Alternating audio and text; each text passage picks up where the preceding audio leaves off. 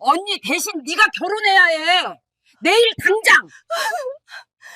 결혼식 바로 전날 밤 예단비 1억을 받은 언니가 드레스를 벗어던지고 도망쳤습니다.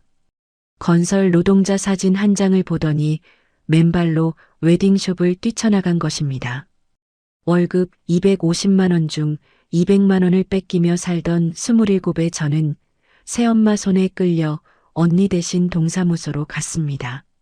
시멘트 가루투성이 작업복의 남자, 신혼집 옥탑방엔 생수뿐인 냉장고, 라면 2개뿐인 찬장, 떨리는 손으로 장볼 돈을 부탁했더니 그날 밤 제 통장에 10억이 찍혔습니다.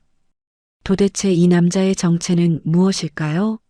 그리고 저와 이 남자에게 펼쳐질 충격적인 이야기는 무엇일까요? 사연 시작 전 구독과 좋아요로 함께 해주세요.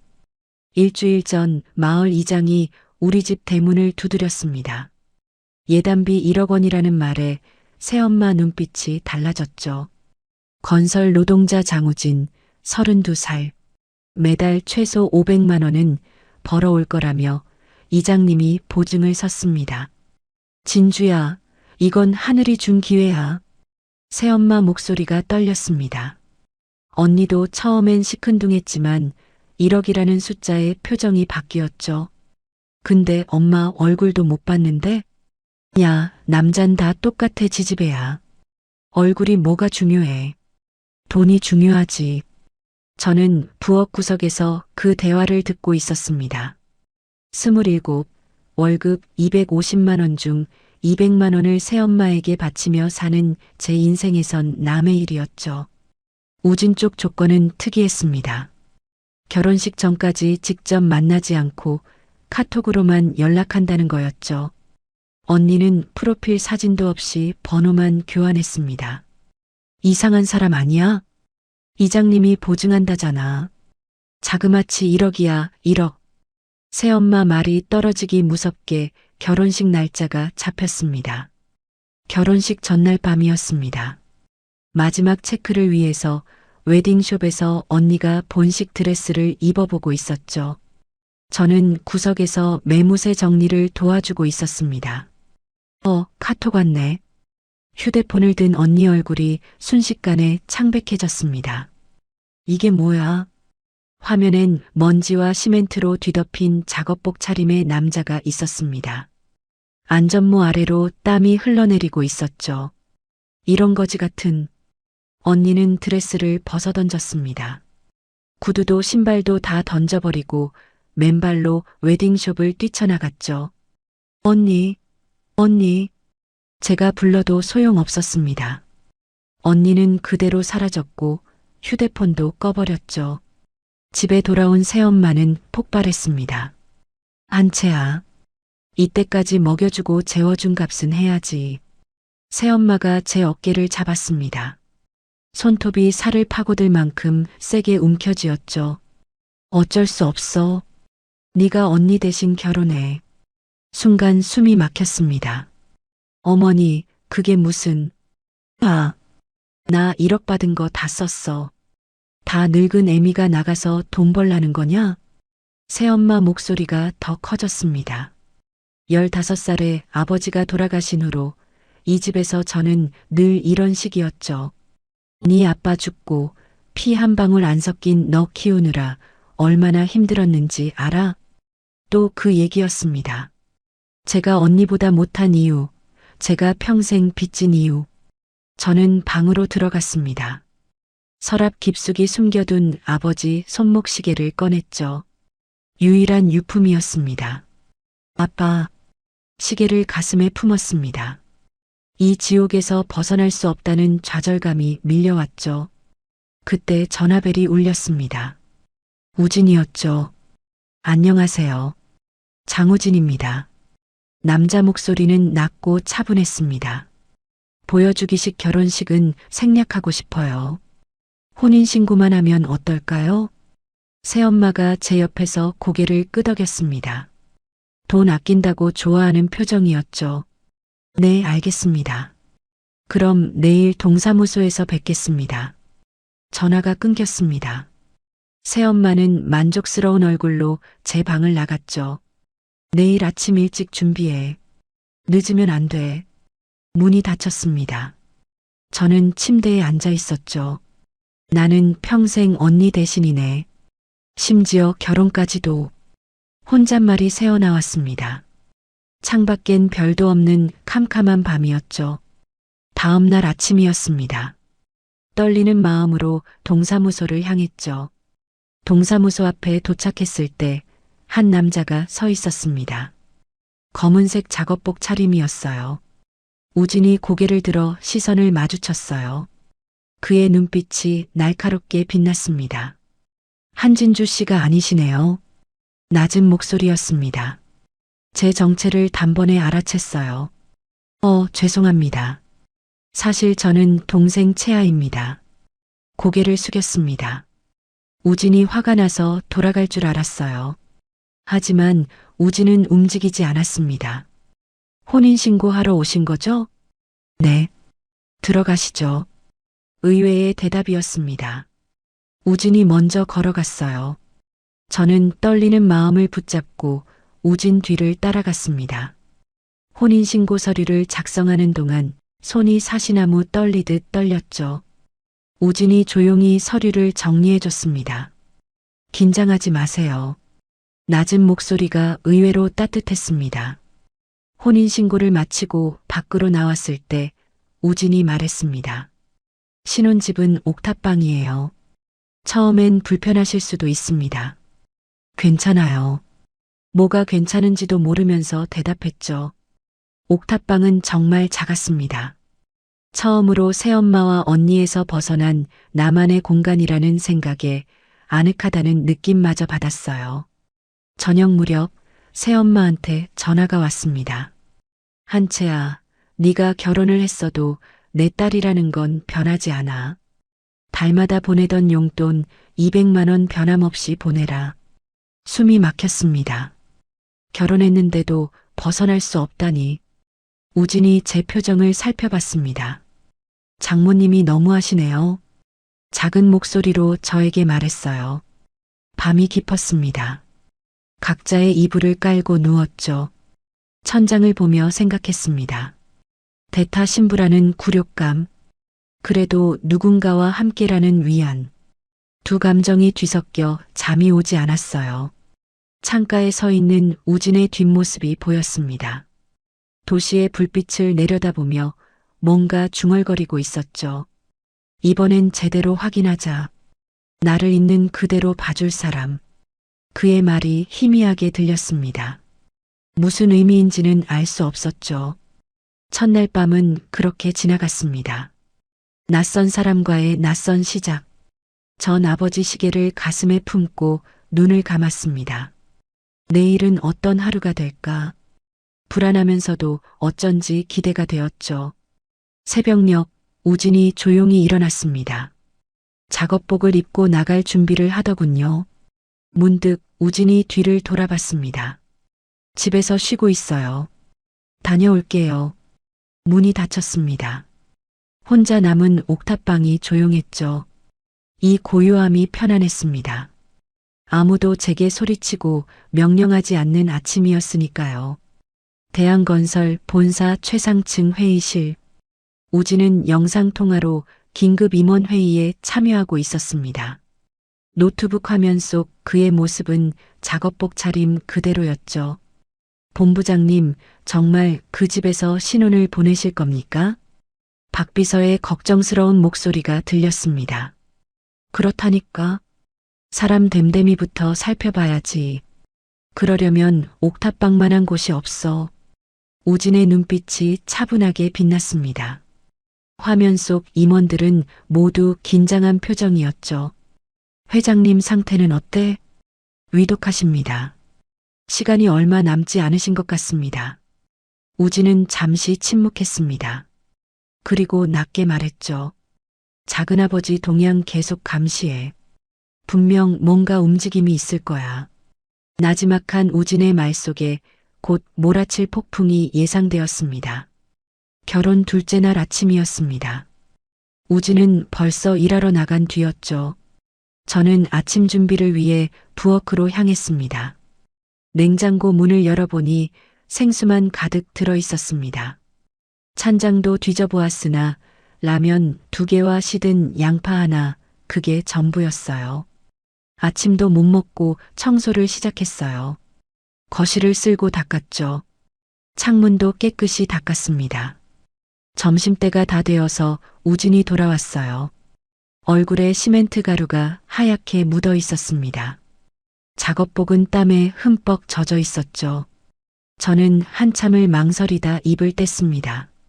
저 장 봐야 하는데. 장 봐서 저녁 해드릴게요. 그런데 돈이 하나도 없어요. 말끝을 흐렸습니다. 얼굴이 빨갛게 달아올랐어요. 결혼한 다음 날부터 돈 달라는 말이라니. 정말 창피해서 죽고 싶었어요. 우진은 아무 말 없이 주머니에서 지갑을 꺼냈어요. 그리고 검은색 카드 한 장을 꺼내 건넸습니다. 장 볼 땐 이 카드 쓰세요. 담담한 목소리였어요. 저는 떨리는 손으로 카드를 받았습니다. 먼저 은행으로 갔어요. 새 통장을 만들고 체크카드도 발급받았죠. 그 다음 시장으로 향했습니다. 장바구니를 들고 천천히 걸었어요. 두부 한 모 500원, 앞다리살 300g 3,500원, 달걀 한 판 4,000원. 하나하나 가격표를 확인했습니다. 평생 절약이 몸에 밴 습관이었죠. 집에 돌아와서 부엌에 섰어요. 된장찌개, 두부부침, 제육볶음, 달걀말이. 하도 요리해서 눈 감고도 만들 수 있는 반찬들을 뚝딱뚝딱 만들었습니다. 소박하지만 정성스러운 밥상이었어요. 일을 마치고 돌아온 우진이 수저를 들었습니다. 된장찌개를 한 숟가락 떠먹더니 잠시 멈췄어요. 맛있네요. 짧은 한마디였지만 그 속에 진심이 느껴졌습니다. 우진은 밥 한 공기를 깨끗이 비웠어요. 반찬도 남김없이 먹었죠. 식사가 끝나자 우진이 일어나 그릇을 치우기 시작했어요. 제가 할게요. 괜찮아요. 음식 해주셨으니 설거지는 제가 할게요. 밤 9시가 되었습니다. 저는 방에 앉아 있었어요. 갑자기 휴대폰이 울렸습니다. 문자 알림이었죠. 입금 10억 원. 눈을 비볐습니다. 1번, 2번, 3번. 10억이 맞았어요. 제 통장에 찍힌 숫자였습니다. 심장이 미친 듯이 뛰었어요. 손이 덜덜 떨렸죠. 거실로 뛰어나갔습니다. 우진이 거실에서 창밖을 바라보며 서 있었어요. 이거, 휴대폰을 들어 보였습니다. 화면의 숫자를 가리켰죠. 잘못 보내신 거죠? 목소리가 떨렸어요. 우진은 고개를 저었습니다. 채아 씨에게 보낸 거 맞아요. 신혼집이 비어 있어서 불편할 텐데 필요한데 쓰세요. 하지만 너무 큰 돈인데요. 설명은 나중에 할게요. 그가 돌아서며 말했습니다.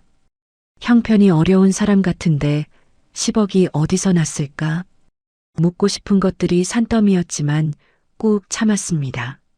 뭔가 나름대로의 사정이 있겠죠. 방으로 돌아와 문자 내역을 다시 확인했습니다. 꿈이 아니었습니다. 새벽 2시였어요. 목이 말라서 물을 마시러 나왔습니다. 부엌에 불이 켜져 있었어요. 우진이 싱크대 앞에 서 있었죠.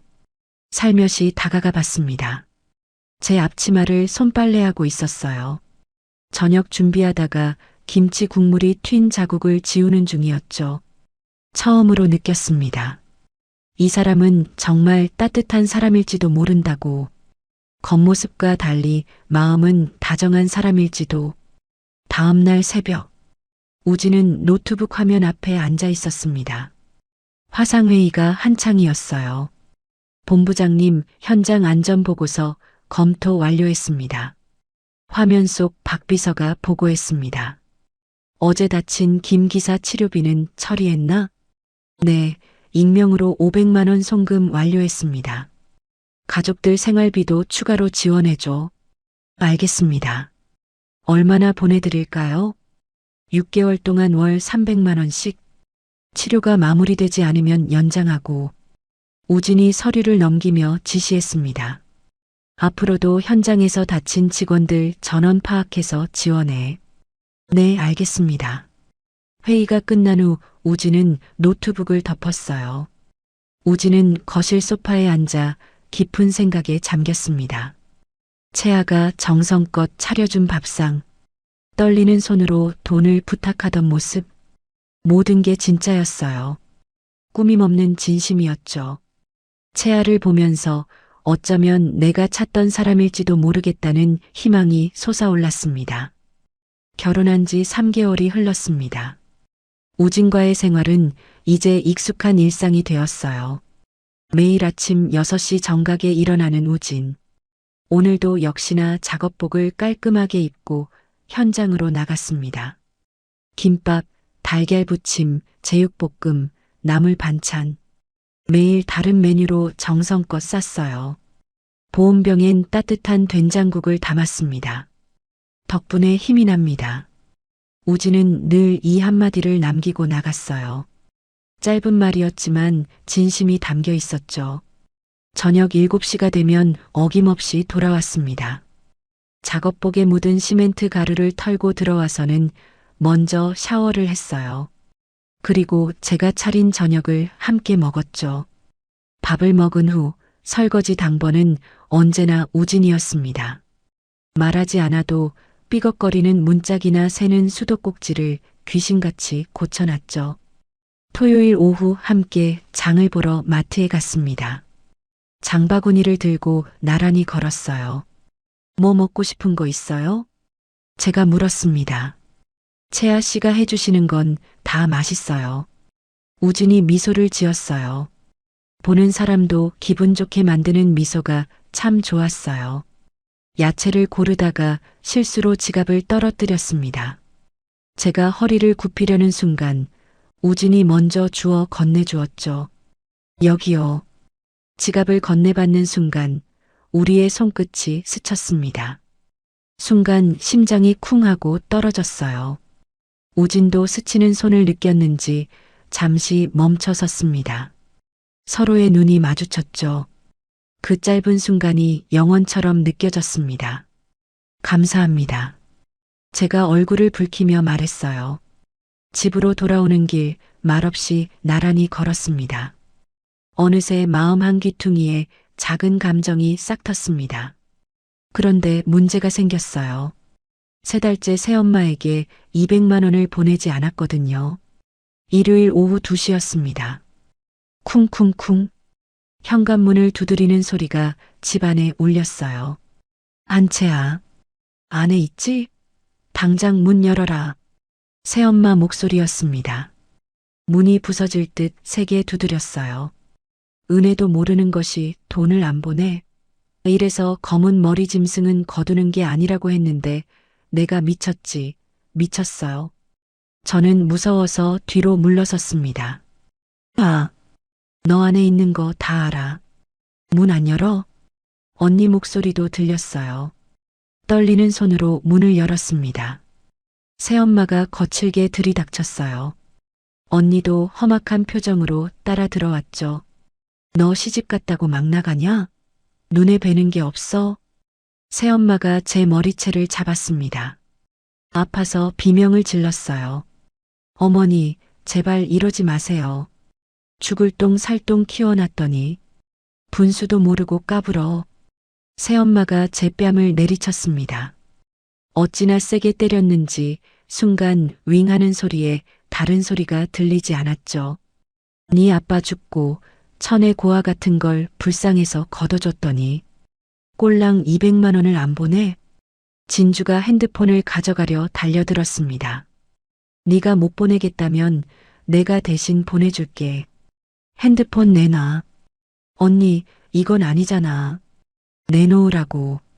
언니가 제 핸드폰을 빼앗아 간 뒤 능숙하게 비밀번호를 눌러 은행 앱을 열었습니다. 200만 원을 이체하려다가 갑자기 멈췄습니다. 못 볼 것을 본 듯 눈을 비비곤 새엄마에게 핸드폰 화면을 보여주었어요. 엄마, 이거 봐. 이거 10억 맞아? 내가 잘 본 거 맞지? 이게 뭐야? 10억? 새엄마도 놀란 표정이었어요. 어디서 10억이 나와? 언니의 얼굴이 붉게 달아올랐습니다. 질투와 분노가 뒤섞인 표정이었어요. 설마 우진 씨가 보내준 거야? 언니가 제 멱살을 잡았습니다. 갑작스러운 공격에 방어를 하지 못해서 숨이 막혀왔어요. 내 대타 결혼한 주제에 10억을 받고 입번 끝 안 해? 이거 내 돈이야. 언니가 제 얼굴을 핥히려 손을 뻗었습니다. 새엄마도 거들었습니다. 사람이라면 염치가 있어야지. 당장 내놔. 두 사람이 제 몸을 밀치고 잡아당겼어요. 옷이 찢어질 것 같았습니다. 제발 그만해. 제가 울며 빌었지만 소용없었어요. 진주가 휴대폰을 들고 이체를 시작했습니다. 한도가 5억이네.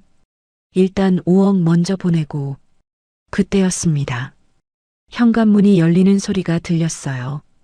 우진이 들어왔습니다. 한눈에 상황을 파악한 듯 했죠. 이게 뭐하는 짓들입니까? 낮고 차가운 목소리였습니다. 방 안 공기가 얼어붙은 듯 했어요. 언니가 깜짝 놀라 손을 놨습니다. 넌 뭐야? 한채아 씨 남편입니다. 우진이 저를 뒤로 빼며 앞을 가렸어요. 방패가 되어주는 듯한 넓은 등이 든든했습니다. 갑자기 불쑥 나타나서 가족 일에 왜 껴들고 난리야? 새엄마가 소리쳤습니다. 가족? 이게 가족입니까? 우진이 휴대폰을 꺼내 화면을 보여줬습니다. 방금 전 상황 다 녹화되어 있습니다. CCTV 영상이었어요. 진주가 제 멱살을 잡고 새엄마가 때리는 장면이 선명하게 찍혀 있었죠. 속사정은 알지도 못하면서 화면만 보고 뭐 어쩌라고 이러는 거야. 새엄마가 뻔뻔하게 말했어요. 가족이라는 이름으로 가한 경제적 학대입니다.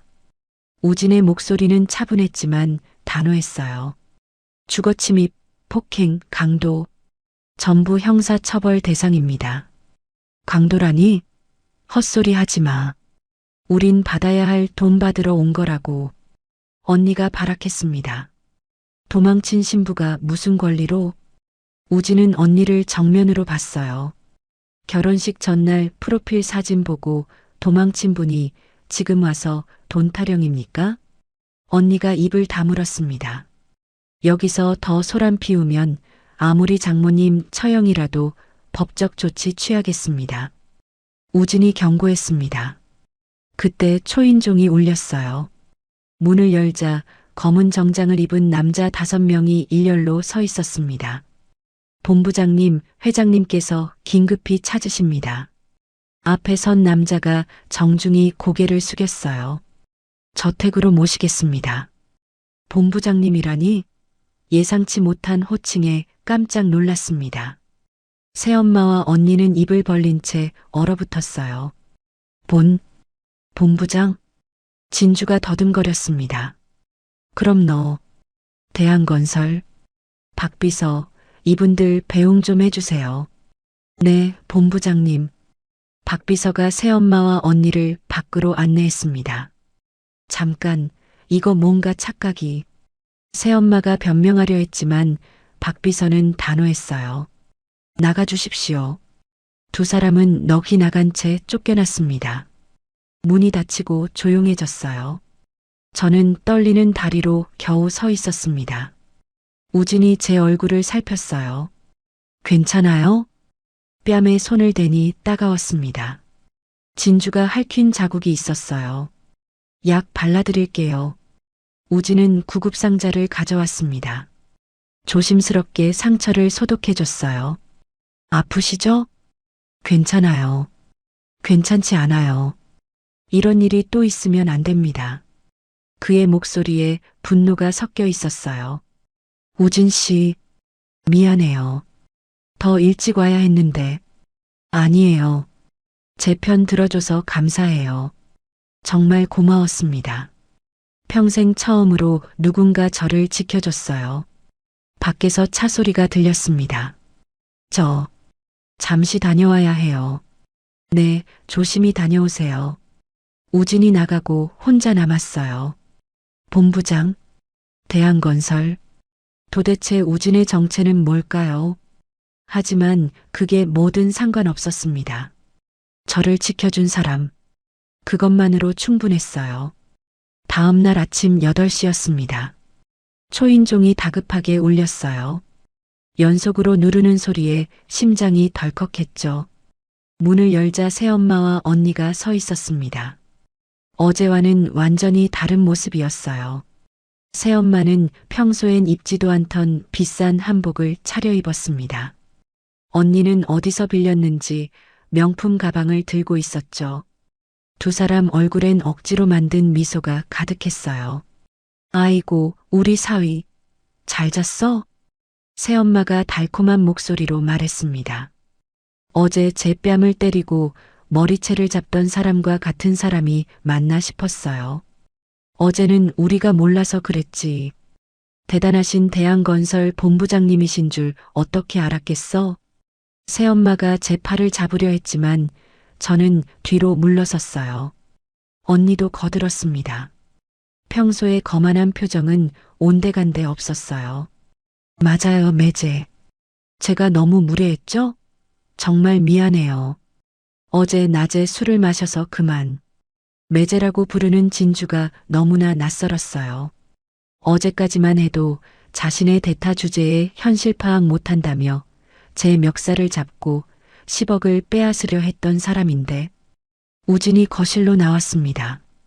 작업복 차림이었지만 어제보다 더 단단해 보였어요. 표정은 돌처럼 차가웠죠. 무슨 일로 오셨습니까? 정중하지만 거리감 있는 말투였어요. 아니, 사위가 그렇게 대단한 사람인 줄 몰랐잖아. 새엄마가 애교 섞인 목소리로 말했어요. 평생 한 번도 들어본 적 없는 톤이었죠. 우리가 가족인데 서로 오해가 있었던 거지. 그치? 채아야? 저를 쳐다보는 새엄마의 눈에 경고가 담겨 있었어요. 우진은 대답하지 않았습니다. 그저 두 사람을 차갑게 바라볼 뿐이었죠. 침묵이 길어졌어요. 그래서 뭘 원하십니까? 우진이 단도직입적으로 물었습니다. 원하다니 우리가 뭘 원하겠어? 그저 사이좋게 지내자는 거지. 새엄마가 손사래를 쳤어요. 맞아요. 우리 이제부터 진짜 가족처럼 지내요. 매제가 그런 분인 줄 알았으면 처음부터. 진주가 얼른 끼어들었습니다. 그만하세요. 우진이 말을 잘랐습니다. 목소리가 칼날처럼 날카로웠어요. 어제 일은 이미 변호사에게 전달했습니다. 새엄마와 진주의 얼굴이 순식간에 굳었어요. 가짜 미소가 사라졌죠. 주거침입, 협박, 폭행, 강도미수. 우진이 손가락을 꼽으며 하나씩 짚었습니다. CCTV 영상과 함께 고발장은 오늘 오후 3시에 접수될 예정입니다. 그게 무슨 소리야? 가족끼리 고발은 무슨 고발? 새엄마가 목소리를 높였어요. 본색이 드러나기 시작했죠.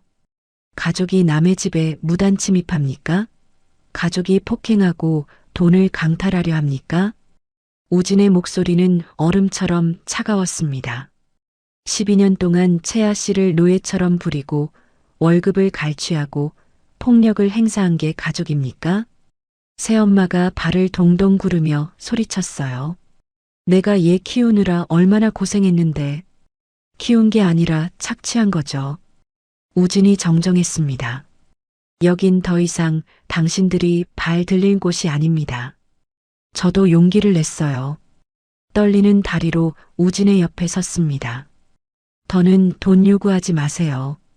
제 목소리가 떨렸지만 끝까지 말했어요. 이 집에도 다시는 오지 마세요. 새엄마가 저를 노려봤습니다. 눈에서 불이 날 것 같았어요. 안채아, 너 이 은혜도 모르는 금수 같은 지지배.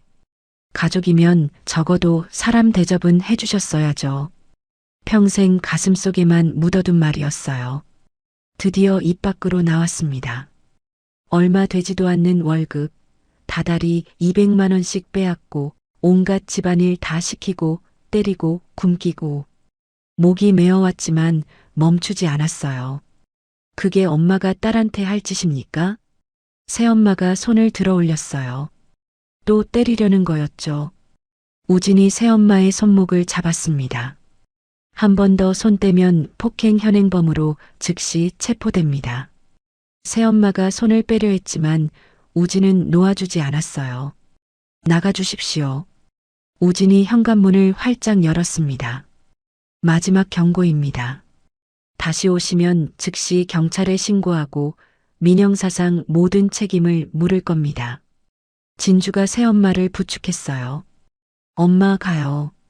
여기서 이러면 진짜 경찰 올 거예요. 새엄마와 진주는 도끼 서린 눈으로 우리를 노려봤어요. 그 눈빛에는 증오와 분노가 가득했죠.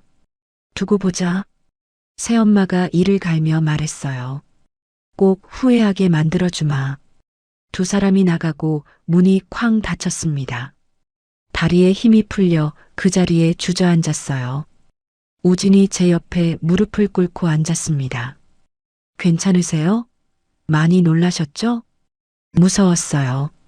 손이 아직도 떨려요. 제 손을 보니 정말 덜덜 떨고 있었어요. 정말 잘하셨어요. 대단한 용기였습니다. 우진이 제 떨리는 손을 두 손으로 감싸 잡아줬어요. 따뜻한 온기가 전해졌습니다. 이제 다시는 그런 일 없을 거예요. 제가 지켜드릴게요. 그 말에 눈물이 왈칵 쏟아졌습니다. 평생 듣고 싶었던 말이었어요. 한편 아파트 골목길. 새엄마와 진주가 분노에 차서 걷고 있었습니다.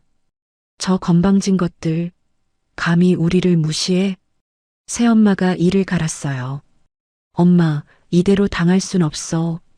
뭔가 방법을 찾아야 해. 진주도 분노로 얼굴이 붉어져 있었죠. 그 10억 원래 내 거였는데. 그때 검은색 고급 세단이 그들 앞에 멈췄습니다. 뒷문이 열리고 깔끔한 정장 차림의 중년 남자가 내렸어요.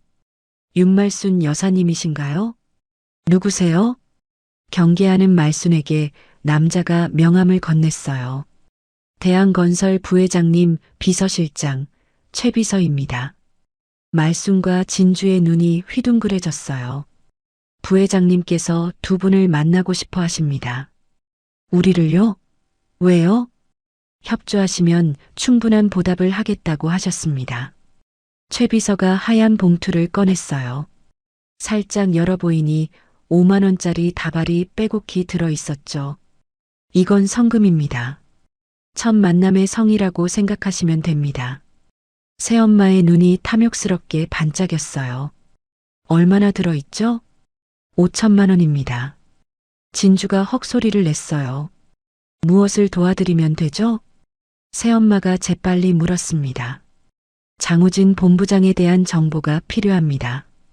일거수일투족, 사생활, 습관, 약점, 무엇이든 좋습니다. 진주가 끼어들었어요. 매제 집에 자주 가면 의심받을 텐데요. 그건 걱정 마십시오. 자연스럽게 접근할 방법을 알려드리겠습니다. 새엄마가 봉투를 받아들었어요. 묵직한 무게의 입꼬리가 귀에 걸렸죠. 이 정도면 충분히 도와드릴 수 있죠. 좋습니다. 내일부터 정기적으로 연락드리겠습니다. 최 비서가 다시 차에 올랐어요. 아, 그리고 이 일은 절대 비밀입니다. 만약 발설하시면 각오하셔야 합니다. 위협적인 눈빛을 보내며 말을 마쳤습니다. 차가 떠났습니다. 새엄마와 진주는 봉투를 들고 음흉하게 웃었어요. 이제 한 방 먹일 수 있겠네. 그래, 우진이 놈 똥줄 타게 만들어주자. 그날 밤이었습니다. 저는 방에 누워 천장을 바라보고 있었어요. 오늘 일이 믿기지 않았습니다. 12년 만에 처음으로 새엄마에게 맞섰으니까요. 무릎이 떨리고 심장이 터질 것 같았지만 해냈어요. 우진이 옆에 있어서 가능했죠. 책상 위에 놓인 핸드크림이 눈에 들어왔습니다. 우진이 며칠 전에 사다 놓은 거예요. 제 손이 거칠고 갈라진 걸 보고 아무 말 없이 놓고 갔죠. 자기 전에 바르세요라는 메모와 함께 나를 챙겨주는 사람, 내 편이 되어주는 사람, 처음이었어요. 눈물이 또 났습니다. 이번엔 서러워서가 아니라 고마워서였어요. 더는 당하지 않겠다고 다짐했습니다.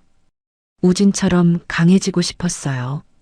같은 시각, 대한건설 부회장실, 호철이 큰 의자에 앉아 있었습니다. 최 비서가 보고서를 들고 들어왔어요. 부회장님, 윤말순과 한진주를 성공적으로 포섭했습니다. 호철이 만족스러운 표정을 지었어요. 좋아. 우진이 놈의 팔다리를 모두 잘라버릴 수 있게 일거수일투족을 빠짐없이 감시해. 네, 알겠습니다. 최 비서가 나가고 호철은 혼자 중얼거렸습니다. 조카라고 오냐오냐 해줬더니 건방진 놈이 감히 어느 자리를 넘봐. 대가는 톡톡이 치러주마. 다음날 새벽 4시 말순의 집. 휴대폰이 요란하게 울렸어요. 여보세요? 윤말순 씨죠? 오늘부터 작전이 시작됩니다. 호철 측 최 비서의 차가운 목소리였습니다. 뭘 하면 되죠? 장우진의 출퇴근 시간과 동선을 정확히 파악해 주세요. 누구를 만나는지, 어디를 가는지 빠짐없이 전부 다 기록하셔야 합니다. 예, 알겠어요. 전화를 끊은 말순이 진주를 흔들어 깨웠어요. 일어나. 일할 시간이야. 아, 사람 자고 있는데 갑자기 뚱딴지 같은 소리야. 우진이 놈 미행하러 가야지. 5시에 출근한다더라. 진주가 벌떡 일어났어요. 좋아요. 제대로 엿 먹여주자. 두 사람은 검은 옷을 입고 모자를 눌렀었어요. 복수의 칼날을 갈며 집을 나섰죠. 한편 우진은 새벽 5시 정각에 일어났어요. 오늘도 평소처럼 작업복을 입었습니다. 우진이 집을 나섰어요. 멀리서 말순과 진주가 몰래 따라오기 시작했죠. 오후 2시 휴대폰이 울렸습니다. 모르는 번호였어요. 한참을 망설이다가 받았습니다. 한채아 씨죠? 이윤서예요. 우진 씨 약혼녀였던 차갑고 날카로운 목소리에 심장이 덜컥 내려앉았습니다. 우진에게 약혼녀가 있었다는 사실도 놀라웠지만 그보다 짧은 말 속에서조차 느껴지는 담긴 저기가 무서웠어요. 지금 당장 그랜드 호텔 라운지로 나와요. 일방적으로 주소를 말한 뒤 전화를 끊어버렸습니다. 저는 한참 동안 휴대폰 화면만 바라봤어요. 가야 할까 말아야 할까 고민이 됐지만 피할 수 없을 것 같았습니다. 우진의 과거를 알고 싶기도 했고 무엇보다 이 문제를 정리해야 할 것 같았어요. 호텔 라운지에 도착했을 때 한 여자가 창가 좌석에 앉아 있었습니다. 검은색 정장에 붉은 립스틱, 목에는 진주 목걸이가 반짝이고 있었어요. 손에 든 핸드백부터 구두까지 전부 명품이었습니다. 저도 모르게 제 낡은 운동화를 발밑으로 숨겼어요. 윤서는 저를 위아래로 천천히 훑어봤습니다. 마치 값을 매기듯이 하나하나 살펴보더니 입꼬리를 비틀며 비웃음을 흘렸어요. 그 시선이 너무나 모욕적이어서 얼굴이 화끈거렸습니다. 정말 초라하네요. 우진 씨가 이런 여자를 선택했다니. 윤서가 커피잔을 내려놓으며 계속 공격했습니다. 그 운동화 시장에서 산 거예요? 10,000원은 주고 샀나요? 윤서가 제 발끝을 턱으로 가리키며 코웃음 쳤습니다. 여기는 호텔 라운지예요. 최소한의 격식도 모르나 봐요. 그녀의 손톱은 붉게 매니큐어가 칠해져 있었고 손가락 마디마디 비싼 반지가 끼워져 있었어요. 제 거칠고 갈라진 손을 테이블 아래로 숨겼습니다. 싸구려 옷에 명품 하나 없고 화장도 제대로 안 하고 우진 씨가 도대체 뭘 보고 결혼한 거죠? 윤서가 웃으며 자신의 매끈한 손을 과시하듯 테이블 위에 올려놓았습니다. 우진 씨가 언제부터 불우이웃에 관심이 있었던 거지? 윤서는 마치 재미있는 구경거리를 발견한 것처럼 저를 조롱했습니다. 주변 테이블의 사람들이 슬쩍슬쩍 쳐다봤어요. 창피해서 죽고 싶었지만 꾹 참았습니다. 학교는 어디 나왔어요? 설마 고졸? 아니면 전문대? 윤서가 눈썹을 치켜 세우며 물었습니다. 저는 이화여대 나왔어요. 우진 씨랑 학벌도 잘 맞았죠. 제 얼굴이 더욱 뜨거워졌습니다. 저는 고등학교도 겨우 졸업했어요. 대학은 꿈도 못 꿨죠. 새엄마가 등록금을 진주 언니한테만 써버렸으니까요. 채아 씨가 우진 씨랑 결혼한 이유 맞춰볼까요? 정답은 돈. 대한건설 후계자인 걸 알고 접근했겠죠. 아니에요. 전 정말 몰랐어요. 거짓말. 가난한 집 애들은 다 그렇더라. 순진한 척하면서 재벌 낚는 거. 윤서가 차갑게 비웃었습니다. 드라마에 나오는 비련의 주인공이라도 되고 싶은 거예요? 윤서가 차갑게 웃으며 몸을 앞으로 기울였습니다. 향수 냄새가 진하게 풍겼어요. 값비싼 향수의 향이 제 목을 조여오는 것 같았습니다. 바로 그때 라운지 입구에 우진이 나타났습니다. 평소와 달리 정장을 입고 있었어요. 작업복 차림과는 완전히 다른 모습이었습니다. 키가 크고 어깨가 넓어서 정장이 잘 어울렸어요. 윤서의 얼굴이 순간 환하게 밝아졌습니다. 마치 오랫동안 기다린 사람을 만난 것처럼 기뻐했어요. 하지만 곧 우진의 차가운 표정을 보고는 당황한 기색이 역력했습니다. 우진은 곧장 제 옆으로 와서 앉았습니다. 따뜻한 손으로 제 차가운 손을 감싸줬어요.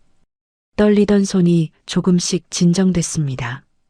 윤서 씨, 지금 제 아내와 무슨 얘기를 하는 거죠? 우리 계약은 이미 2년 전에 끝났을 텐데요. 끝나다니요. 끝나지 않았어. 우리 1년이나 사귀었잖아. 윤서가 목소리를 높였습니다. 주변 사람들이 모두 쳐다봤지만 그녀는 아랑곳하지 않았어요. 얼굴이 붉게 달아올라 있었습니다. 우진은 한숨을 쉬며 과거를 떠올리는 듯 했습니다. 잠시 눈을 감았다가 뜨더니 차분하게 말하기 시작했어요. 그건 사귄 게 아니었어요. 계약이었죠. 서로 조건만 맞춰가는 거래라고 해야 더 어울릴까요? 윤서 씨는 내 배경만 봤고 부모님은 집안만 봤고 단 한 번도 장우진이라는 사람 자체를 본 적 없잖아요. 우진의 목소리에는 쓸쓸함이 묻어났습니다. 그래서 제대로 확인하고 싶었어요. 진짜 나를 봐줄 사람이 있는지, 그동안 얼마나 외로웠을까 생각하니 가슴이 아팠어요. 그래서 도망쳤어요. 회장 아들이라는 껍데기가 아닌 진짜 나. 장우진을 알아봐줄 사람을 찾고 싶었죠. 윤서가 벌떡 일어섰습니다. 테이블을 손바닥으로 내리쳤어요. 커피잔이 덜그럭 소리를 냈습니다. 그래도 나만큼 너한테 어울리는 여자는 없어. 집착이 가득한 목소리였습니다. 눈에는 광기마저 서려 있었어요. 우진이 천천히 고개를 저었습니다. 그리고 단호하게 말했어요. 네가 사랑한 건 내가 아니야. 내 조건이지. 윤서가 할 말을 잃고 입을 벌렸다가 다물었습니다. 충격을 받은 표정이었어요. 채아 씨는 달라요. 내가 누군지도 몰랐는데 날 받아줬어요. 우진이 제 손을 더 꽉 잡으며 말했습니다. 그 온기가 너무 따뜻해서 눈물이 날 것 같았어요. 윤서가 저를 도끼 서린 눈으로 노려봤습니다. 그리고 날카롭게 말했어요. 속고 있는 거야. 쟤라고 뭐 다를 줄 알아? 더는 참을 수 없었습니다. 저도 일어서며 떨리는 목소리로 말했어요. 윤서 씨, 저는 우진 씨가 막노동꾼인 줄 알고 결혼했어요. 제 목소리가 점점 침착해졌습니다. 거짓이 아니니까 떨리지 않았어요.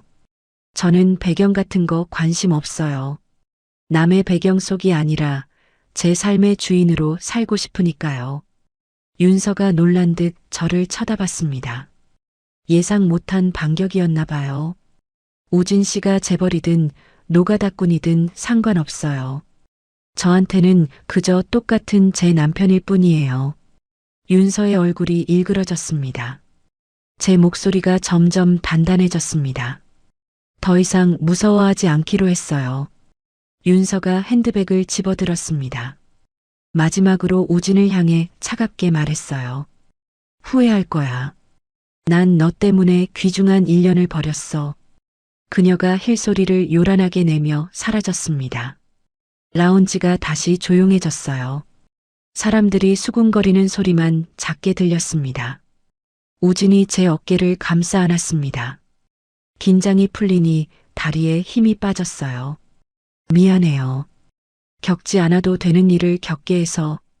괜찮아요. 누구나 과거는 있잖아요. 우진이 처음으로 아이처럼 환하게 웃었습니다. 그 미소를 보니 마음이 따뜻해졌어요. 호텔을 나와 택시를 탔습니다.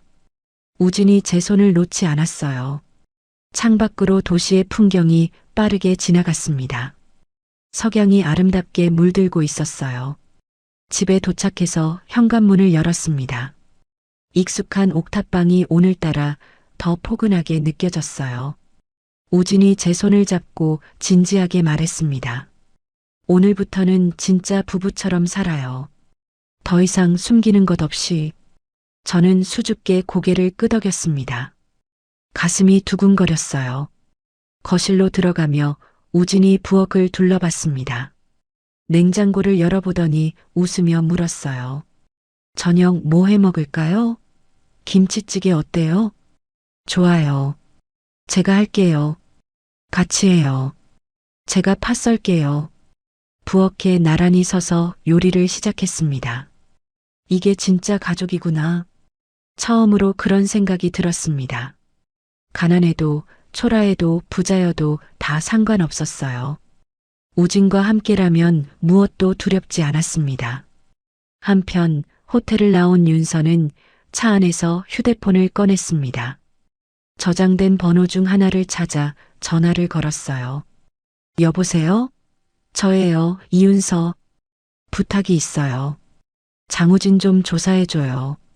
전화 너머로 남자 목소리가 들렸습니다.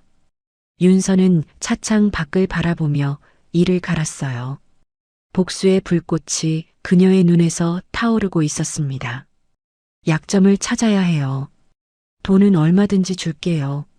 전화를 끄는 윤서가 운전기사에게 말했습니다. 출발해. 검은색 외제차가 어둠 속으로 사라져갔습니다.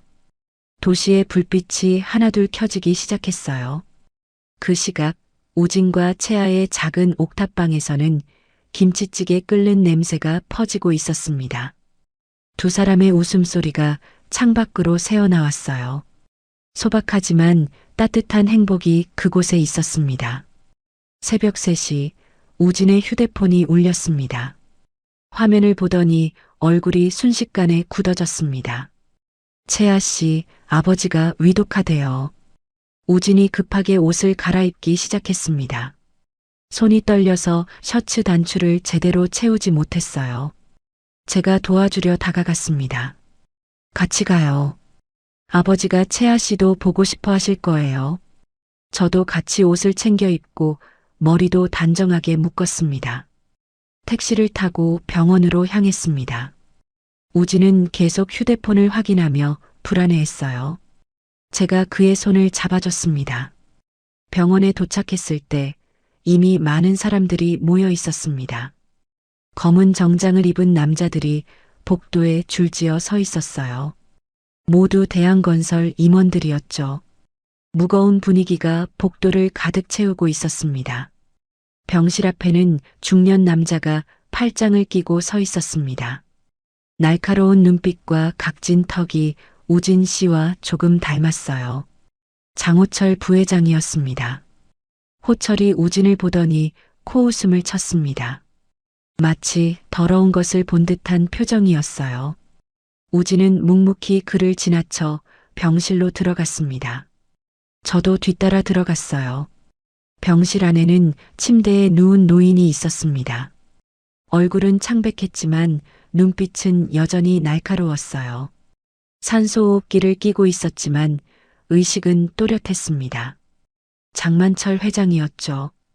회장이 우진을 보자 희미하게 미소를 지었습니다. 떨리는 손을 천천히 들어 우진을 가리켰어요. 우진이 침대 옆으로 다가가 무릎을 꿇었습니다. 아버지, 우진아, 새벽에 일이 고생시켜서 미안하다. 회장의 목소리는 약했지만 우진에 대한 사랑이 묻어났습니다. 그가 시선을 돌려 저를 봤어요. 따뜻하고 자애로운 눈빛이었습니다. 이 아가씨가 새아가구나. 네, 아버지. 회장이 떨리는 손을 뻗어 제 손을 잡았습니다.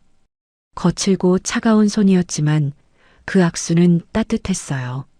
마치 진짜 가족을 만난 것 같은 기분이었습니다. 고맙다. 우진이 곁을 지켜줘서. 제가 고개를 깊이 숙였습니다. 코끝이 찡해왔어요. 그때 병실 문이 활짝 열렸습니다. 가족과 임원 전원이 우르르 들어왔어요. 호철이 앞장서서 들어오며 잔뜩 화난 표정을 지었습니다. 회장이 천천히 상체를 일으켰습니다. 박 비서가 재빨리 다가와 베개로 등을 받쳐드렸어요. 회장이 모두를 둘러보며 입을 열었습니다. 다들 잘 들어라. 병실이 순식간에 조용해졌습니다. 모두가 숨을 죽이고 회장을 바라봤어요. 무슨 말이 나올지 긴장한 표정들이었습니다. 기업은 숫자가 아니라 사람이다. 회장의 목소리가 점점 또렷해졌습니다. 현장의 땀이 회사를 갈고 닦는다. 호철의 얼굴이 점점 굳어졌습니다. 무슨 말이 이어질지 예감한 듯 했어요. 회장이 박 비서에게 고개를 끄덕였습니다. 박 비서가 준비한 노트북을 켜고 화면을 벽에 띄웠어요. 영상이 재생되기 시작했습니다. 건설 현장에서 일하는 노동자들이 화면에 나타났어요. 땀에 젖은 얼굴들이었지만 모두 밝게 웃고 있었습니다. 진짜 현장의 모습이었죠. 저희를 도와준 분이 있어요. 한 노동자가 카메라를 보며 진지하게 말했습니다. 누군지는 모르지만 다친 동료 치료비를 익명으로 보내줬어요. 다른 노동자가 이어서 증언했습니다. 그 사람 덕에 살았습니다. 우리 가족도 밥 굶을 걱정 없었고요. 영상 속 노동자들이 한 명씩 차례로 증언했습니다. 익명의 도움으로 수술을 받은 사람, 자녀 학비를 지원받은 사람, 집세를 도움받은 사람, 모두가 같은 사람을 말하고 있었습니다. 바로 우진이었어요. 호철의 얼굴이 새빨갛게 달아올랐습니다. 주먹을 꽉 쥐고 이를 갈았어요. 회장이 다시 입을 열었습니다. 우진은 무려 2년 동안 현장에서 일했다. 모두가 놀란 표정을 지었습니다. 임원들이 웅성거리기 시작했어요. 건설 노동자로 일하며 현장을 직접 배웠지. 회장이 우진을 자랑스럽게 바라봤습니다. 그래서 결정했다. 병실이 다시 숨막히게 조용해졌습니다. 모두가 회장의 다음 말을 기다렸어요. 대한건설의 후계자는 장우진이다. 폭탄 같은 선언이었습니다. 병실이 순식간에 술렁거렸어요. 호철이 병실 벽을 잇는 힘껏 주먹으로 내리쳤습니다. 얼굴이 분노로 일그러져 있었어요. 형님, 노망 났어요? 작업복 입고 설치고 다니는 놈이 회장이라고? 호철이 고함을 질렀습니다. 내가 창립 멤버인데 30년을 이 회사에 바쳤는데. 회장이 차갑게 호철을 응시했습니다. 넌 회사를 좀먹었지. 다 알고 있다. 구태여 말하지 않았을 뿐. 회장의 목소리가 낮고 단호했습니다. 둘만 있을 때 다시 이야기하자. 호철의 얼굴이 순간 창백해졌습니다. 다리가 후들거렸어요. 비서들이 부축했지만 호철은 곧 비웃음을 지으며 몸을 일으켰습니다. 형님, 저는 잘못한 게 없습니다. 형님이 아프실 때 제가 회사를 책임지지 않았습니까? 여전히 여유로운 척하는 표정이었지만 눈빛은 흔들리고 있었습니다. 회장이 우진을 다시 봤습니다. 현장을 아는 사람만이 회사를 이끌 수 있어. 넌 그걸 몰라, 장호철. 우진은 무릎을 꿇고 아버지의 손을 꼭 잡았습니다. 아버지, 이제 제가 책임지겠습니다. 회장이 아들의 머리를 쓰다듬었습니다. 눈에 눈물이 고였어요. 박 비서가 서류철을 꺼냈습니다. 공식 유언장과 법적 서류들이었어요. 이미 모든 법적 절차는 완료됐습니다. 박 비서가 차분하게 설명했습니다. 내일부터 장우진 본부장님이 대표이사직을 수행하십니다. 병실이 조용해졌습니다. 회장이 다시 제 손을 잡았어요. 복도로 뛰쳐나간 호철이 최 비서에게 낮게 속삭였습니다. 증거가 모이기 전에 손을 써야 해. 준비해. 최 비서가 고개를 끄덕이며 휴대폰을 꺼냈습니다. 그의 눈에 음험한 빛이 서려 있었습니다.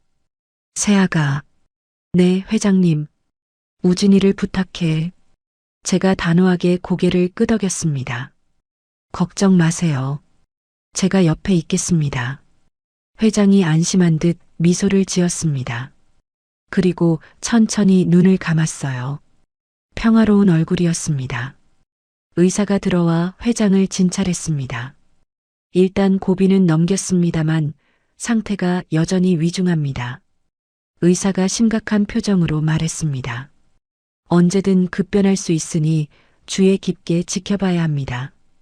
우진이 제 손을 꽉 잡았습니다. 손이 차갑게 떨리고 있었어요. 무서워요.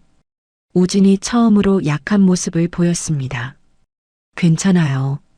우진 씨는 잘 해낼 거예요. 제가 그의 손을 두 손으로 감쌌습니다. 혼자가 아니잖아요. 저도 있고 우진 씨를 바라보는 직원들도 있어요. 우진은 고개를 들었습니다. 눈에 눈물이 맺혀 있었어요. 박 비서가 조용히 다가왔습니다. 본부장님, 부회장 측 비리를 추적하겠습니다. 알겠습니다. 내일 아침 전 직원회의가 예정되어 있습니다. 우진은 심호흡을 하고 어깨를 펴고 일어섰습니다. 새로운 리더의 모습이었어요. 병실을 나오니 복도에서 기다리던 임원들이 일제히 고개를 숙였습니다.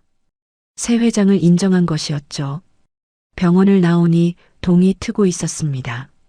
새벽의 차가운 공기가 상쾌하게 느껴졌어요. 우리 부부의 새로운 시작이었습니다. 아침 4시 30분, 저는 늘 그랬듯이 우진의 도시락을 싸고 있었습니다.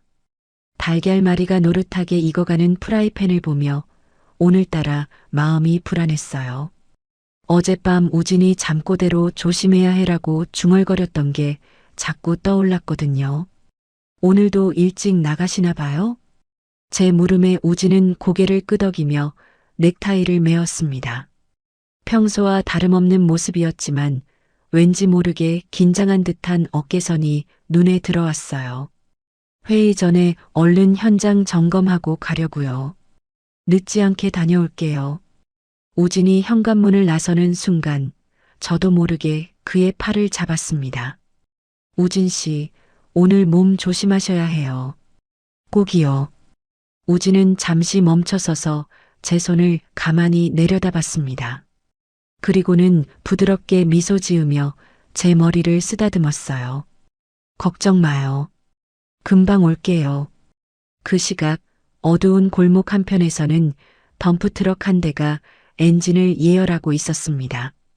운전석에 앉은 남자는 휴대폰으로 누군가와 통화 중이었죠. 네, 알겠습니다. 5시 정각에 움직이겠습니다. 전화를 끊은 남자는 조수석에 놓인 봉투를 열어 사진 한 장을 꺼냈습니다. 사진 속에는 작업복을 입은 우진의 모습이 선명하게 담겨 있었어요.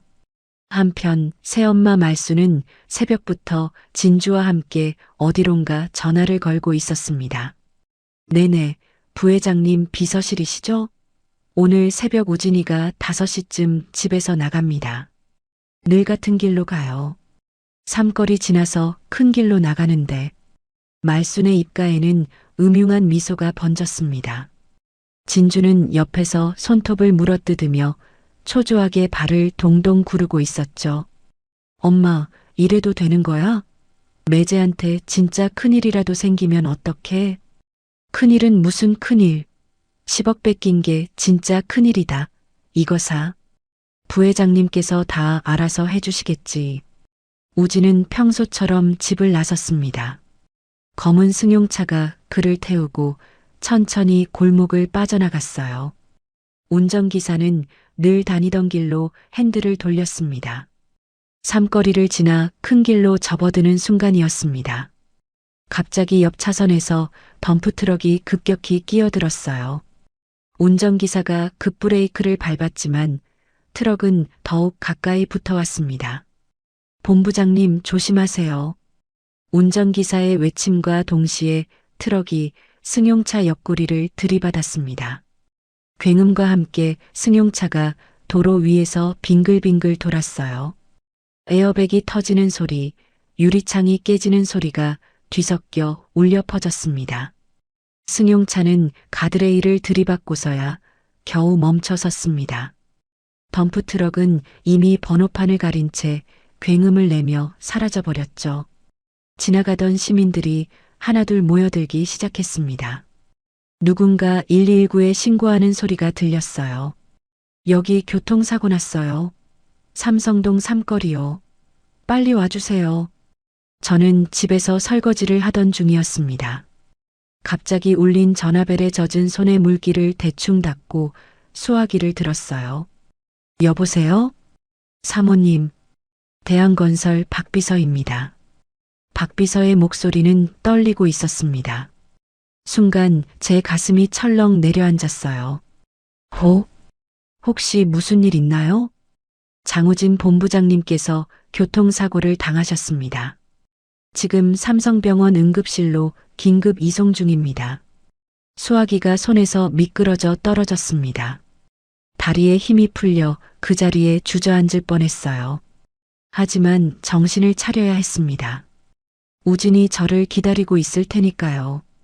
택시를 잡아타고 병원으로 향하는 내내 손이 떨려 멈추질 않았습니다.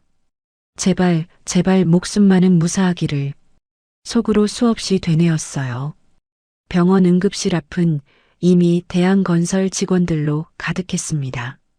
박 비서가 저를 발견하고 다가왔어요. 사모님, 이쪽입니다. 우진 씨는요? 우진 씨는 괜찮아요? 방금 수술 들어가셨습니다. 박 비서의 말이 끝나기도 전에 저는 수술실 앞으로 뛰어갔습니다. 빨간 불이 켜진 수술실 문을 보며 그 자리에 무릎이 꺾였어요. 피범벅이 된 우진 씨의 셔츠가 복도 한편에 놓여 있었습니다. 저는 그 셔츠를 움켜쥐고 눈물을 참을 수 없었어요. 우진 씨, 살아만 있어줘요. 제발. 그때 박 비서가 조용히 다가와 제 옆에 섰습니다. 사모님, 이건 단순한 사고가 아닙니다.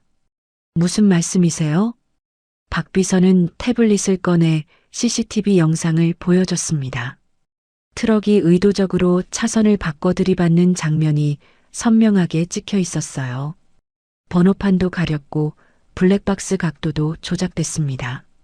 누군가 계획적으로 꾸민 일입니다. 제 머릿속이 하얗게 변했습니다. 누가 무슨 이유로 우진을 해치려 한 걸까요?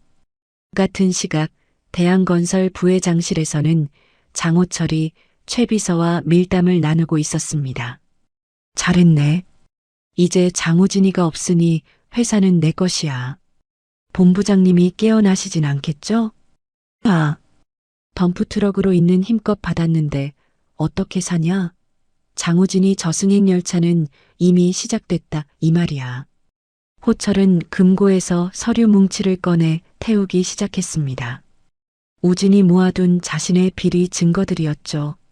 지금이 다시 없을 기회다. 회장실 금고에 있는 문건들도 전부 없애.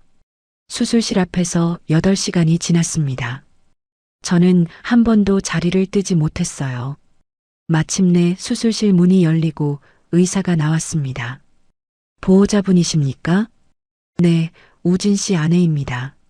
수술은 잘 끝났습니다만 상태가 좋지 않습니다. 신장이 심하게 손상되어서 신장 이식이 필요합니다. 가족 중에 기증 가능한 분이 계신지 살펴봐야 할 것 같아요. 의사의 표정이 어두워졌습니다.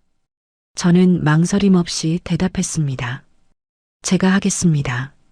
지금 당장이라도요. 박 비서가 제 팔을 잡았습니다. 사모님, 신중하게 결정하셔야 합니다. 신중할 게 뭐가 있어요? 제 남편이 죽을 수도 있다는데. 저는 망설임 없이 검사를 위한 동의서를 작성하였습니다. 밤이 깊어갈수록 우진 씨의 상태는 악화됐습니다. 의사는 더 이상 미룰 수 없다고 했어요. 박 비서는 보안팀과 함께 사고 현장을 재조사를 시작하였습니다. 도로 CCTV, 주변 상가 블랙박스까지 모두 확보했죠. 범인의 얼굴이 찍혔습니다. 조만간 잡힐 겁니다. 박 비서의 말에도 저는 안심이 되지 않았습니다. 우진이 무사히 깨어나는 것, 그것만이 제 유일한 바람이었어요. 사모님도 항상 조심하세요. 이건 누군가 의도적으로 꾸민 겁니다.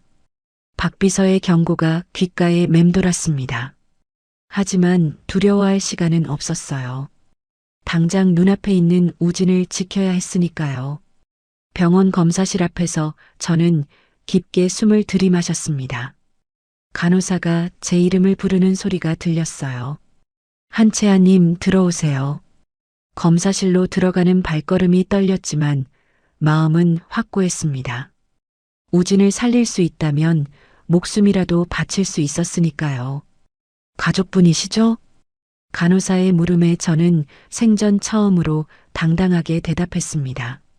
네, 아내입니다. 그 한마디를 내뱉는 순간 가슴이 뜨거워졌어요. 언니를 대신할 신부로 시작했지만 이제는 진짜 아내가 된 거라 생각하니 눈물이 날 것만 같았죠. 피를 뽑고 엑스레이를 찍고 초음파 검사까지 받았습니다. 바늘이 살을 파고들 때마다 따가웠지만 우진 씨가 겪는 고통에 비하면 아무것도 아니라는 생각에 마음이 아팠습니다. 검사를 마치고 복도에 나왔을 때 새엄마와 언니가 서 있었습니다. 두 사람의 표정은 비웃음으로 가득했어요. 네가 그런다고 알아나 줄 것 같냐? 진주의 목소리는 날카로웠습니다. 내 짝퉁 주제에 매제가 깨어나면 진실을 알게 되겠지. 새엄마 말순도 거들었습니다. 쓸데없는 짓거리 하지 말고 그냥 10억이나 챙겨서 나가. 어차피 너한테 돌아올 건 하나도 없어. 저는 그들을 똑바로 바라봤습니다.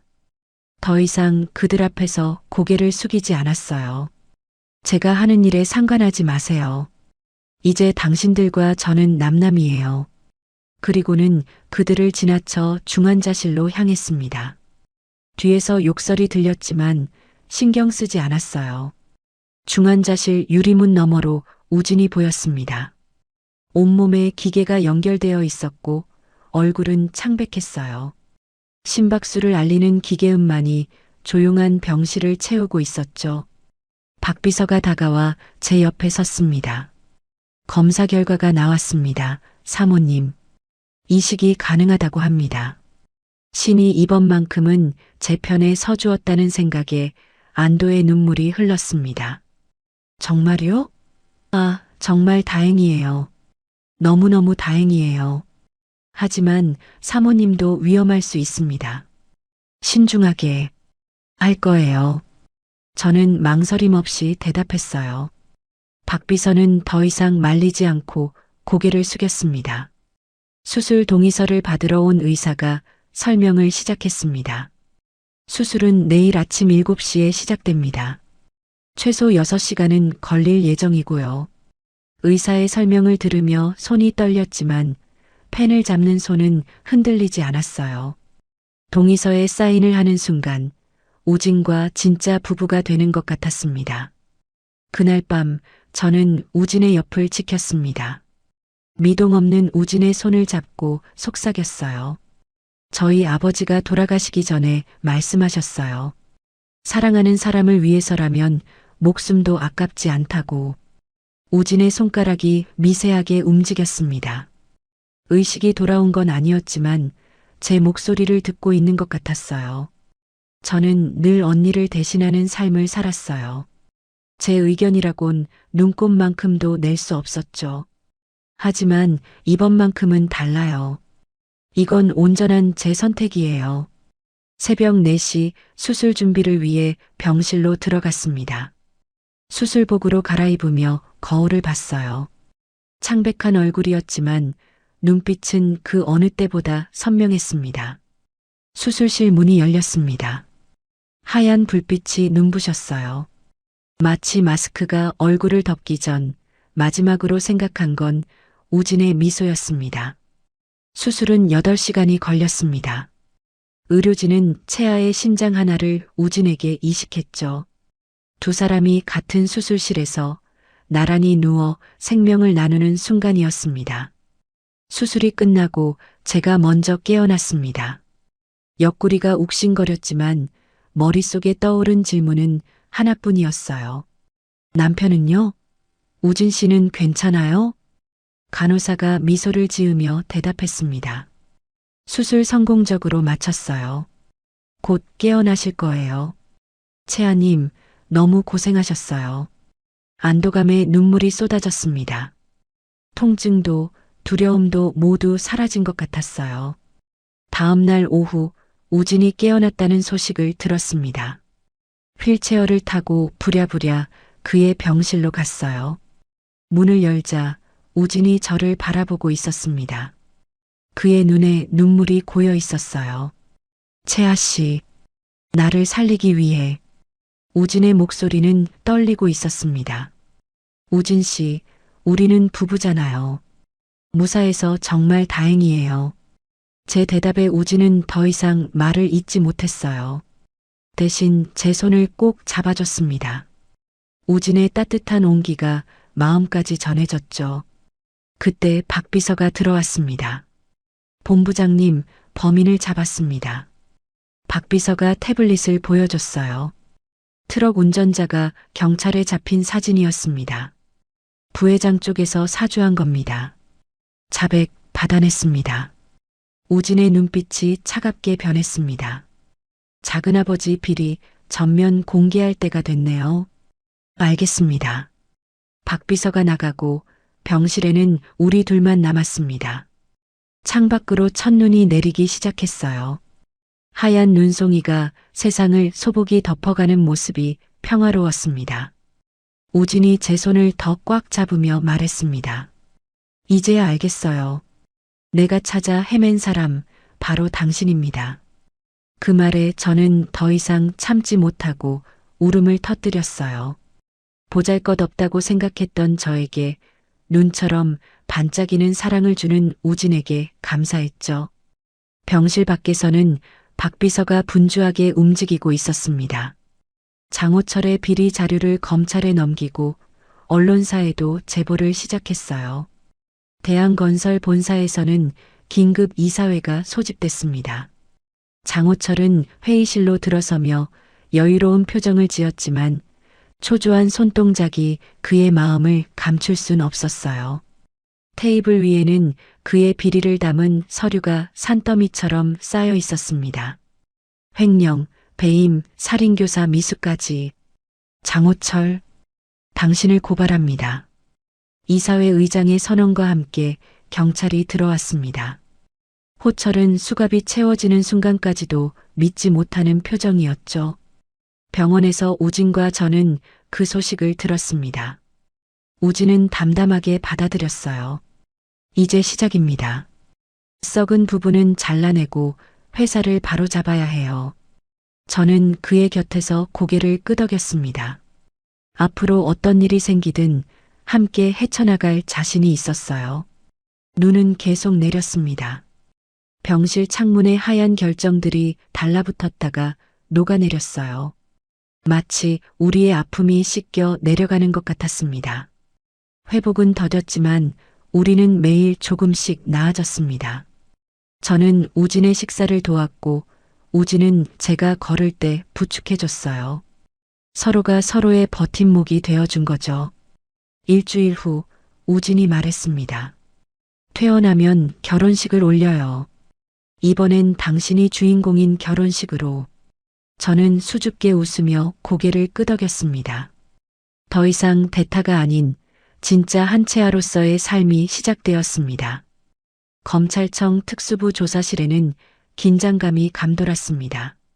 장호철 부회장은 수갑을 찬 채 의자에 앉아 있었죠. 그의 얼굴은 하루 사이에 10년은 늙은 것처럼 보였습니다. 검사가 두꺼운 서류 뭉치를 테이블 위에 내려놓았습니다. 쿵 하는 소리가 조사실을 울렸어요. 장호철 씨, 이게 당신이 지난 5년간 빼돌린 회사 자금 내역입니다. 무려 800억 원이 넘네요. 호철의 손이 미세하게 떨렸습니다. 하지만 여전히 입을 굳게 다물고 있었죠. 페이퍼 컴퍼니를 7개나 만들어서 하청업체로 위장했더군요. 정교한 수법에 감탄했습니다. 검사가 다음 서류를 펼쳤습니다. 그리고 이건 교통사고 가담자의 자백서입니다.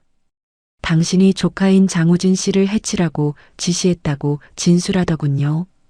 호철의 얼굴이 창백해졌습니다. 더 이상 부인할 수 없는 증거들이었으니까요. 같은 시각 병원에서 저는 우진 씨와 함께 뉴스를 보고 있었습니다. 화면에는 호철이 연행되는 모습이 나오고 있었어요. 작은아버지가 정말로. 우진의 목소리에는 씁쓸함이 묻어났습니다. 가족에게 배신당한 아픔이 얼마나 클지 제가 누구보다 잘 알았습니다. 괜찮아요? 제가 조심스럽게 물었습니다. 우진은 잠시 침묵하다가 고개를 끄덕였어요. 이제 정리할 때가 된 거죠. 회사를 위해서라도. 그때 박 비서가 병실로 들어왔습니다. 본부장님, 이사회에서 연락이 왔습니다. 내일 오전 10시에 긴급 이사회를 소집한다고 합니다. 우진은 침대에서 일어나려고 했지만 얼른 말렸습니다. 아직 무리하시면 안 돼요. 하지만 이번엔 제가 직접 가야 해요. 우진의 눈빛은 단호했습니다. 다음 날 아침 경찰서 유치장에서는 새엄마 말순과 진주가 조사를 받고 있었습니다. 두 사람은 서로를 탓하며 책임을 떠넘기고 있었죠. 엄마가 시킨 거잖아. 부회장님한테 정보 넘기자고 한 것도 엄마야. 진주가 소리쳤습니다. 뭐, 네가 10억 뺏으려고 난리쳐서 그런 거잖아. 말순도 지지 않고 맞받아쳤어요. 조사관이 한숨을 쉬며 말했습니다. 두 분 다 주거침입과 협박, 공갈미수로 입건됐습니다. 게다가 살인교사 방조까지 추가될 수 있어요. 말순과 진주의 얼굴이 사색이 됐습니다. 이제야 자신들이 저지른 일의 무게를 실감한 거죠. 대한건설 본사 대회의실에는 이사들이 모두 모여 있었습니다. 저는 우진을 부축하며 회의실로 들어갔어요. 우진은 아직 완전히 회복되지 않았지만 꼿꼿한 자세로 걸었습니다. 이사회 의장이 입을 열었습니다. 오늘 안건은 장호철 부회장의 해임과 새로운 대표이사 선임입니다. 스크린에 장만철 회장의 모습이 나타났습니다. 병상에 누워 있었지만 눈빛은 여전히 날카로웠어요. 여러분, 재차 말씀드린 내용을 공언하겠습니다. 회장의 목소리가 회의실에 울려 퍼졌습니다. 노동자와 함께한 우진에게 회사를 맡기겠습니다. 그가 현장에서 직접 땀 흘리며 배운 것이 회사의 미래가 될 겁니다. 이사들 사이에서 웅성거림이 일었습니다. 하지만 회장은 계속 말을 이어갔어요. 우진은 익명으로 동료들의 병원비를 지원했고 현장 안전을 위해 몰래 개선 작업을 해왔습니다. 진짜 리더란 이런 사람입니다. 화면이 바뀌며 현장 근로자들의 인터뷰가 나왔습니다. 우진 씨 덕분에 제 아들이 수술받을 수 있었어요. 한 중년 남성이 눈물을 글썽이며 말했습니다. 사고 났을 때 제일 먼저 달려온 게 우진 씨였어요. 그 사람 덕에 살았습니다. 이사들의 표정이 조금씩 부드러워졌습니다. 의장이 투표를 제안했어요. 장우진 본부장을 차기 대표이사로 선임하는 안건에 대해 투표하겠습니다. 손을 드는 이사들이 하나둘 늘어났습니다. 결국 만장일치로 우진이 대표이사로 선임됐어요. 우진이 자리에서 일어났습니다. 저는 그의 손을 살짝 잡아 힘을 실어줬어요. 감사합니다. 저는 약속드리겠습니다. 우진의 목소리는 차분하지만 힘이 있었습니다. 권력은 소유가 아니라 책임입니다.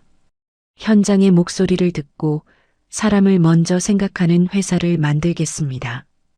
박수 소리가 회의실을 가득 메웠습니다. 기자회견장으로 이동하는 길, 우진이 제게 말했어요.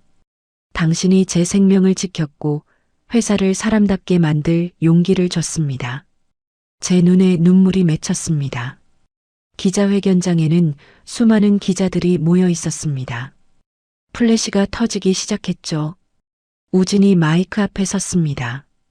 안녕하십니까? 대한건설 신임 대표이사 장우진입니다. 기자들이 일제히 질문을 쏟아냈습니다.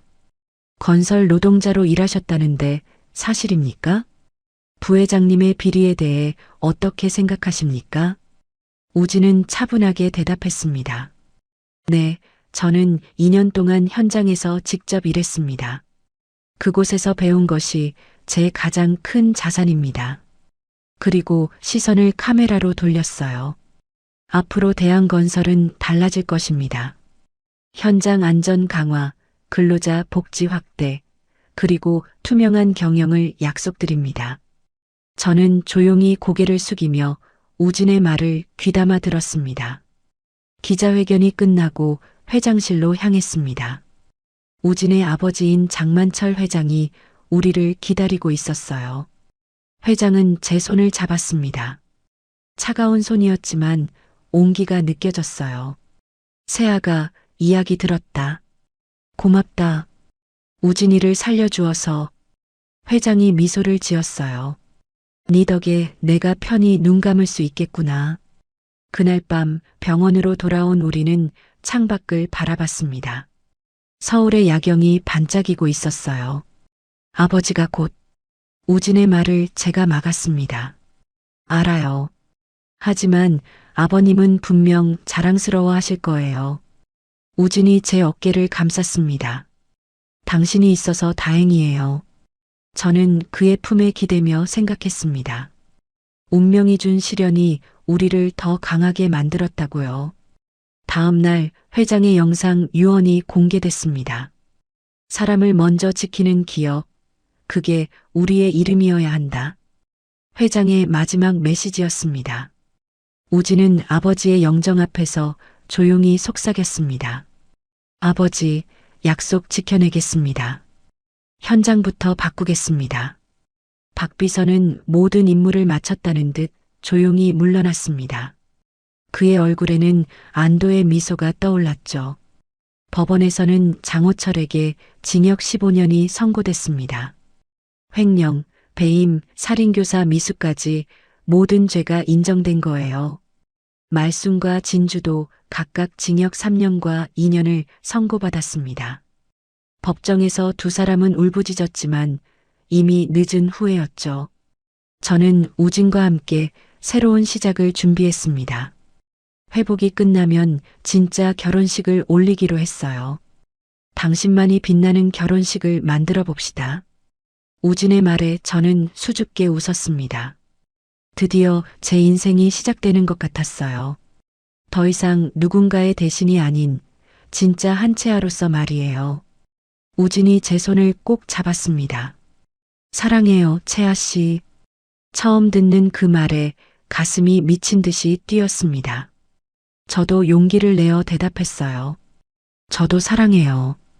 창밖에는 봄비가 내리기 시작했습니다. 겨울이 끝나고 새로운 계절이 시작되었습니다. 마치 우리의 사랑처럼 말이죠. 5월의 따사로운 햇살이 결혼식장을 가득 채웠습니다. 저는 대기실 거울 앞에 서서 하얀 드레스를 입은 제 모습을 바라봤어요. 6개월 전 혼인신고만 했던 그날과는 모든 게 달랐습니다. 이제는 진짜 사랑에 빠진 신부가 된 거예요.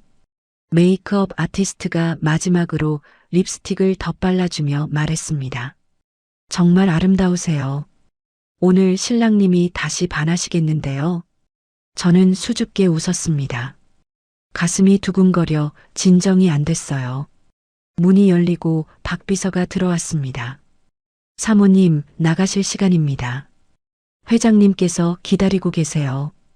복도를 걸어 예식장으로 향하는 동안 제 손은 계속 떨렸습니다. 아버지가 계셨다면 팔짱을 끼고 같이 걸었을 텐데 그 생각에 눈물이 날 뻔했어요. 예식장 문이 열리자 웨딩 마치가 울려 퍼졌습니다. 하객석에는 우진의 현장 동료들이 가득했어요. 모두 어색한 정장을 입고 있었지만 얼굴에는 진심 어린 축하가 담겨 있었습니다. 버질로들을 걸으며 앞을 바라봤습니다. 우진이 턱시도를 입고 서 있었어요. 그의 눈에도 저처럼 눈물이 맺혀 있었습니다. 제가 그의 앞에 도착하자 우진이 제 손을 잡았습니다. 커다란 손 안에 따뜻한 온기가 전해졌어요. 채아 씨, 오늘도 아름답네요. 우진이 속삭였습니다. 제 얼굴이 빨갛게 달아올랐어요. 사회자가 마이크를 잡고 말했습니다. 신랑 장우진 씨는 대한건설의 대표이사이기 전에 2년간 건설 현장에서 직접 뛰며 일한 노동자였습니다. 하객들 사이에서 작은 웅성거림이 일었지만 곧 박수 소리로 바뀌었어요.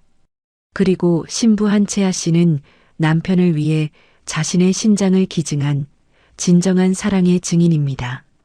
더 큰 박수가 터져 나왔습니다. 저는 고개를 숙였지만 우진이 제 손을 꽉 잡아줬어요. 줄의 순서가 시작됐습니다. 현장 소장이 단상에 올라왔어요. 60대 중반의 소장은 떨리는 목소리로 말을 시작했습니다. 우진이는, 아니 회장님은 우리를 동료로 인정하고 먼저 고개 숙이는 사람이었습니다. 소장의 눈가가 촉촉해졌습니다. 한겨울에 우리가 추워하니까 몰래 난로를 놔두고 갔어요. 다친 동료 병원비도 익명으로 대줬고요. 하객석에서 코를 훌쩍이는 소리가 들렸습니다. 이런 사람이 회사를 이끈다니 우리 현장 사람들은 하늘이 내린 복 받은 거예요. 소장이 우리를 바라보며 깊이 인사했습니다.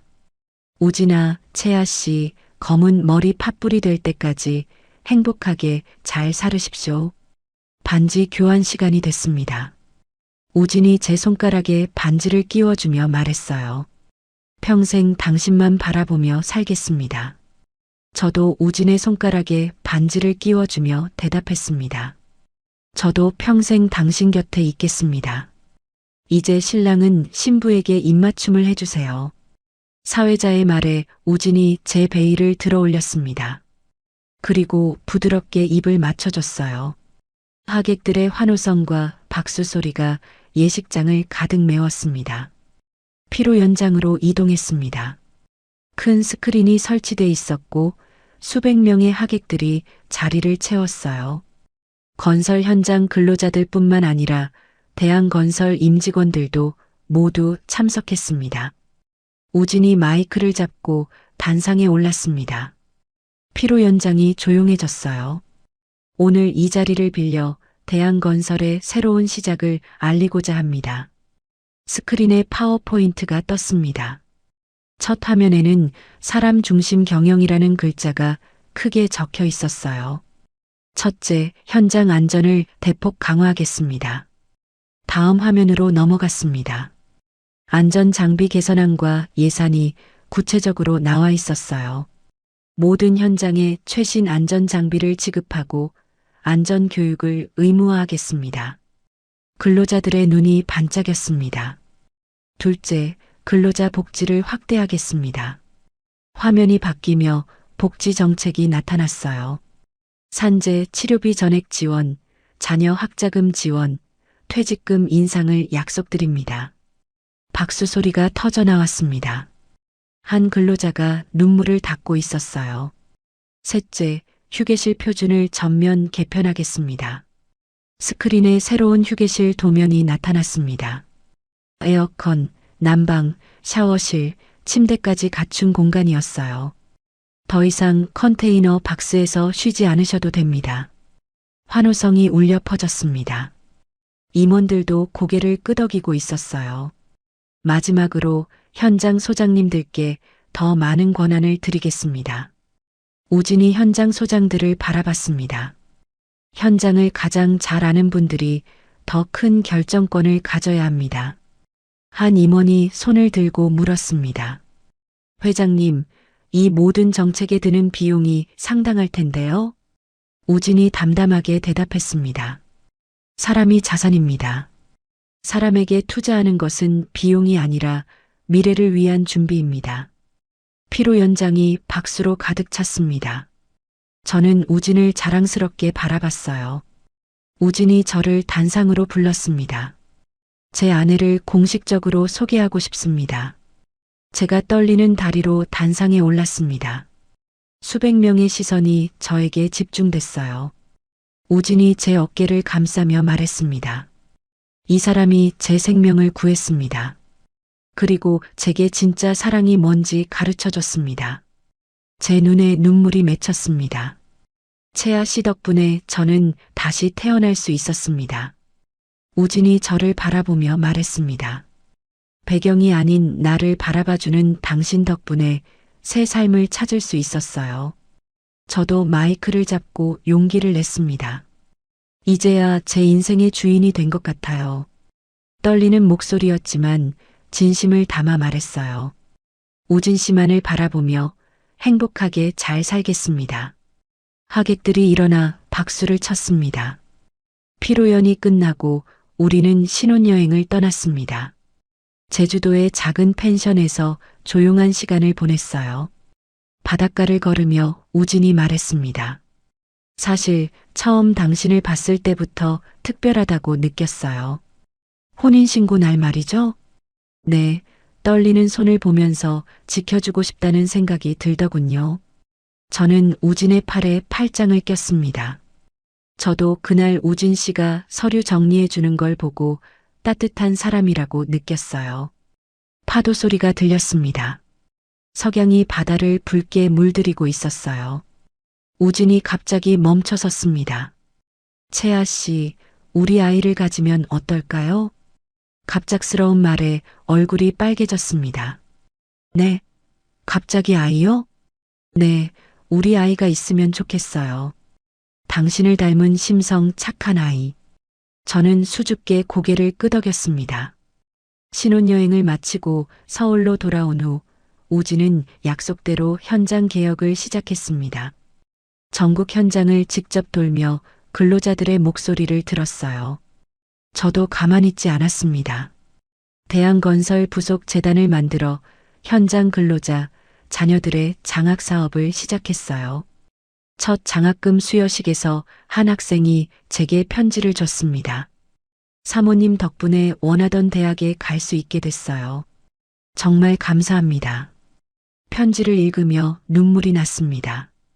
이제 저도 누군가에게 도움이 되는 사람이 된 거예요. 1년 후 대한건설은 업계 최고의 안전 기록을 달성했습니다. 산업재해가 80%나 줄었어요. 우진은 정부로부터 산업훈장을 받았습니다. 시상식에서 우진이 말했습니다. 이 상은 제가 아닌 현장 근로자들이 받아야 합니다. 그리고 훈장을 현장 소장에게 전달했어요. 저는 객석에서 그 모습을 지켜봤습니다. 제 배는 이미 불러 있었어요. 우리의 첫 아이가 자라고 있었습니다. 우진은 저를 바라보며 미소 지었습니다. 저도 행복하게 웃어줬어요. 언니의 대타로 살아왔던 제 인생이 이렇게 아름답게 바뀔 줄은 몰랐습니다. 이제는 당당한 한채아로 사랑하는 사람의 아내로 그리고 곧 엄마로 살아가게 됐어요. 진짜 행복이 무엇인지 이제야 알게 됐습니다. 오늘 이야기를 끝까지 들어주셔서 감사합니다. 어디에서 이야기를 듣고 계신지 댓글로 남겨주시면 한 분 한 분 반갑게 인사드리겠습니다. 오늘도 행복하시고 건강한 하루 보내시길 간절히 바랍니다. 다음 이야기로 찾아뵙겠습니다. 구독, 좋아요 부탁드립니다. 햇살 같은 이야기였습니다.